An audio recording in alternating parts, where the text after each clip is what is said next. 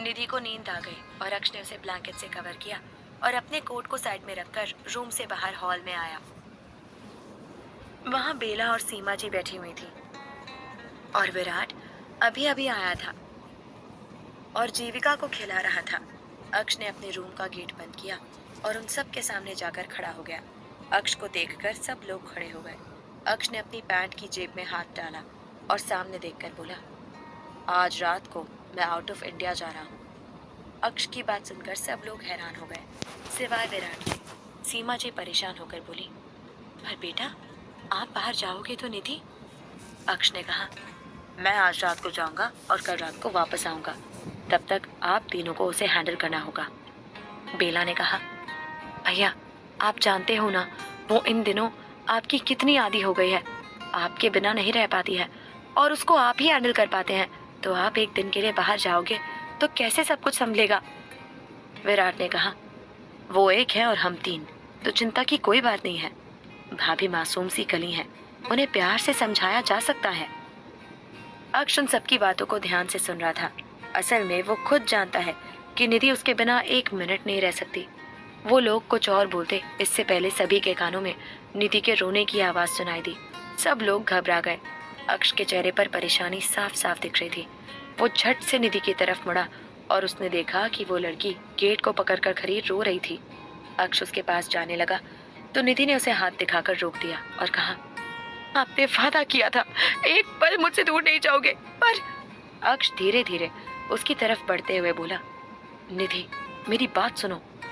निधि रोते हुए पीछे खिसकती जा रही थी। उसके चेहरे पर उदासी लिए वो जाने लगी तो अक्ष उसकी तरफ बढ़ते हुए बोला, एक बार मेरी बात तो सुनो, मैं सब समझाता हूँ।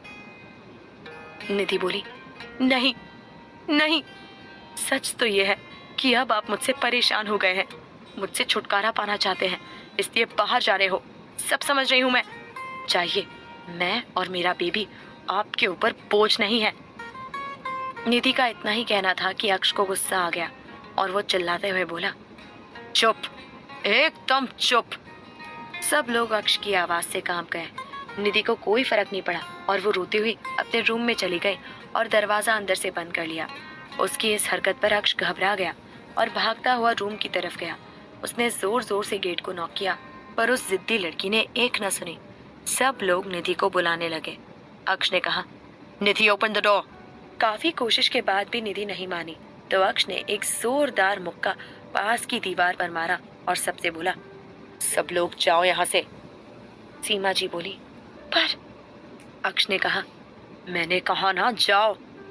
विराट ने सीमा जी का हाथ पकड़ा और बेला और सबको वहां से ले गया। सबके जाने के बाद अक्ष ने डोर पर हाथ रखकर कहा, बहुत खून बह रहा है, देख लो, खुद को सजा दे दी है। अंदर खिड़की के पास खड़ी निधि ने जब ये बात सुनी तो वो दंग रह गई और उसने जल्दी से रूम का डोर खोल दिया। अक्ष तुरंत अंदर आ गया और रूम को लॉक करके उसने निधि को अपनी बाहों में ले लिया। निधि उससे छूटने की कोशिश कर रही थी, पर अक्ष ने कसकर अपनी बीवी को पकड़ लिया और उसके कान में कहा, क्या कहा तुमने कि तुमसे छुटकारा चाहिए? निधि बोली, हाँ हाँ, यही बात है। अब मैं मोटी हो गई हूँ ना आप मुझे छू पा रहे हैं ना कुछ कर पा रहे हैं। अक्ष ने निधि के चेहरे को पकड़ लिया और कहा, ये वाहियात शब्द तुमने एक बार पहले भी कहे थे, तब भी तुम्हें जवाब दिया था और आज भी देता हूँ। मेरा प्यार जिस्मानी नहीं है, तुम्हारी तो रूह को भी मैं कभी नहीं छोड़ूंगा, तो ये जिस्म तो कुछ भी नहीं है। निधि ने अक्ष को धक्का दिया और खिड़की के पास जाकर खड़ी हो गई। अक्ष उसके पीछे जाकर खड़ा हो गया और उसकी कमर को पकड़कर उसके कंधे पर अपना सर रख दिया और कहा, बहुत जरूरी काम से जाना होगा, कल रात तक वापस आ जाऊंगा। इतना कहकर अक्ष ने निधि के गले को चूम लिया।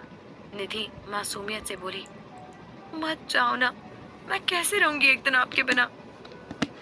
अक्ष ने कहा, try to understand, I have to go. वापस आऊंगा, तब तक तुम्हें खुद का ध्यान रखना होगा। निधि बोली, अक्ष आप जो काम करते हैं उसमें मैं आपको रोक नहीं सकती, पर इतना याद रखना, आपकी एक बीवी है और होने वाला बच्चा भी है, तो चुपचाप सही सलामत घर वापस आ जाना।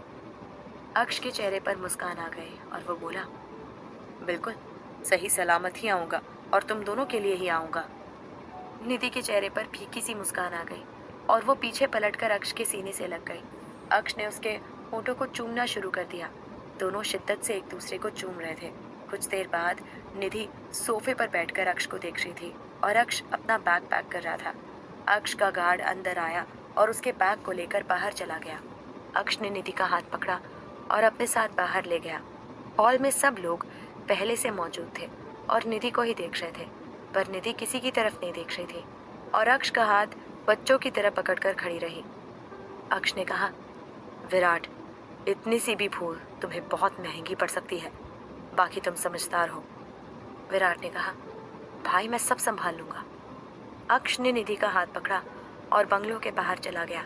उसके सामने आकर अक्ष ने उसका चेहरा थामा और कहा, अपना ध्यान रखना, कोई भी गड़बड़ मत करना। कोई काम अगर नहीं हो पा रहा है तो मत करना, पर पेट पर जोर मत देना। निधि, अगर कुछ गड़बड़ हुई तो तुम्हारी खैर नहीं। निधि बोली, हाँ हाँ, अब भाषण मत दो। आपको नहीं लगता कि आजकल आप कुछ ज्यादा ही बोलने लगे हो? अपना ध्यान रखना और टाइम से घर आ जाना। अक्ष ने कहा, अच्छा जान, इस बच्चे ने तुम्हें बचा कर रखा है, वरना अब तक तो तुम्हारे साथ मैं न जाने किस हद तक जाता। निधि को शर्म आ गई और उसने अपना चेहरा झुका लिया तो अक्ष ने उसके माथे पर किस किया और कहा, अब मैं जाता हूँ और वापस आता हूँ। इतना कहकर अक्ष ने निधि के पेट पर हाथ फेरा। घर के बाकी लोग भी बाहर आ गए और अक्ष को बाय बोलने लगे। अक्ष अपनी गाड़ी में बैठ गया। अक्ष और निधि शिद्दत से एक दूसरे को देख रहे थे। दोनों की आंखें आपस में बातें कर रही थी। गाड़ी रवाना हो गई और बीस्ट हेवन से बाहर निकल गई। निधि ने खुद को कंट्रोल किया और एक आंसू ना निकलने दिया, क्योंकि अक्ष अभी अभी घर से बाहर गया ही था। सीमा जी निधि के पास आई और उसका हाथ पकड़कर उसे अंदर ले गई। निधि गुमसुम सी हॉल में आ गई और बोली, मुझे अपने रूम में जाना है। बेला ने कहा, थोड़ी देर हमारे पास बैठ जा। निधि बोली, नहीं, अभी मुझे सोना है, क्योंकि अक्ष ने कहा है कि आराम करना है। उनकी बातें नहीं मानी तो वो मुझे छोड़ेंगे नहीं। विराट ने कहा, भाभी आप सो जाइए, किसी भी चीज की जरूरत हो तो बता देना।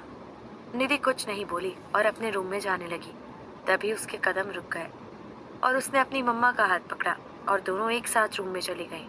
सीमा जी निधि को वॉशरूम में ले गई और उसकी मदद करने लगी। कुछ देर बाद उन्होंने निधि के कपड़े भी चेंज कर दिए। सीमा जी की नजर निधि के पेट पर पड़ी तो वो बोली, निधु बेटा, तू धीरे धीरे ही चला कर। निधि बोली, क्यों, क्या हुआ मम्मा? सीमा जी बोली, बेटा तेरा पेट भारी कितना हो रहा है, देख, तेरी डिलीवरी जल्दी ही हो जाएगी क्योंकि बच्चा नीचे आ रहा है। निधि बोली, मम्मा कोई परेशानी की बात तो नहीं है ना? सीमा जी बोली, नहीं, पर बस ध्यान रखना होगा और चिंता मत कर, हम सब है ना तेरे पास, बस तू अब डिलीवरी तक धीरे ही चल। निधि बोली, हाँ मम्मा, मैं पूरा ध्यान रखूंगी। मम्मा एक और बात, ये बच्चा बहुत लात मारता है। सीमा जी हंसने लगी और बोली, तूने भी बहुत लातें मारी थी मुझे, एक रात चैन से नहीं सोने देती थी। निधि मुस्कुरा उठी और बोली, मम्मा चलो अब मुझे ज्ञान दो आज पूरी रात बच्चे के बारे में। सीमा जी बोली, हाँ हाँ, पहले कपड़े तो पहन ले। कुछ देर बाद दोनों माँ बेटी बाथरूम से बाहर आई और सीमा जी ने बड़ी मेहनत से निधि को बेड पर लेटा दिया और खुद भी उसके पास लेटकर उसके माथे पर हाथ फेरने लगी। दोनों ने अपनी बातें शुरू कर दी और रात यूं ही बीत गई। अगली सुबह निधि की हमेशा आदत थी कि वो लेट उठती थी, तो सबको सुकून था कि कम से कम वो अक्ष के लिए जिद तो नहीं करेगी। सुबह के 11 बजे निधि की आंखें खुली तो सीमा जी नाश्ता लेकर उसके सामने बैठी थी। निधि खुश हो गई और जल्दी से नाश्ता करने लगी। बेला भी रूम में आई और सीमा जी और बेला ने मिलकर निधि को नहला दिया और उसको तैयार कर दिया। निधि हॉल में सोफे पर बैठी पढ़ाई कर रही थी, क्योंकि 3 महीने बाद उसके सेकेंड ईयर के एग्जाम्स थे। पास में जीवी अपने पालने में लेटी खेल रही थी। विराट कंपनी गया हुआ था और बाकी सब लोग अपना अपना काम कर रहे थे, पर नौकरों से लेकर घर वालों तक सबकी एक नज़र तो निधि पर ही थी, क्योंकि अब सबको निधि की फिक्र थी और अक्ष का खौफ था। सब लोग निधि का अच्छे से ख्याल रख रहे थे और उसको कोई कमी नहीं आने दे रहे थे। निधि भी सबकी बात चुपचाप मान रही थी और रात का इंतजार कर रही थी, क्योंकि रात को उसका अक्ष आ जाएगा। बेला और सीमा जी पूरे दिन निधि के पास ही रहे और जीविका भी। दिन गुजर रहा था और धीरे धीरे शाम होने को आई थी, पर अक्ष का अभी तक कोई कॉल निधि के पास नहीं आया था, जबकि निधि उसे 3 बार कॉल कर चुकी थी। शाम के 7 बज रहे थे और निधि हॉल में इधर से उधर टहलकर अक्ष का इंतजार कर रही थी। उसके हाथों में फोन था जिसे वो बार बार देख रही थी। बेला और विराट दूर खड़े उसे देख रहे थे। बेला ने कहा, कुछ पता चला क्या? कब तक आ रहे हैं भैया? विराट ने कहा, अभी तक कॉल नहीं आया मेरे पास। बेला ने कहा, अब उन्हें आ जाना चाहिए, वरना निधि को संभालना मुश्किल हो जाएगा। देखो कैसे उनका इंतजार कर रही है। विराट ने कहा, सही बोल रही हो तुम, मुझे भी चिंता हो रही है। भाभी वैसे भी अब बच्चों जैसी जिद करने लगी हैं, बस अब भाई जल्दी से आ जाए। दोनों चिंता से निधि की तरफ देखने लगे। निधि कब से इधर से उधर घूम रही थी। जीवी सीमा जी की गोद में बैठी निधि को अजीब अजीब आवाजें लगाकर बुला रही थी और मुस्कुरा रही थी। कुछ देर बाद बेला ने जबरदस्ती निधि को अक्ष के नाम से डराकर खाना खिला दिया और निधि फिर से हॉल में घूमने लगी और अब उसे थोड़ी चिंता होने लगी थी।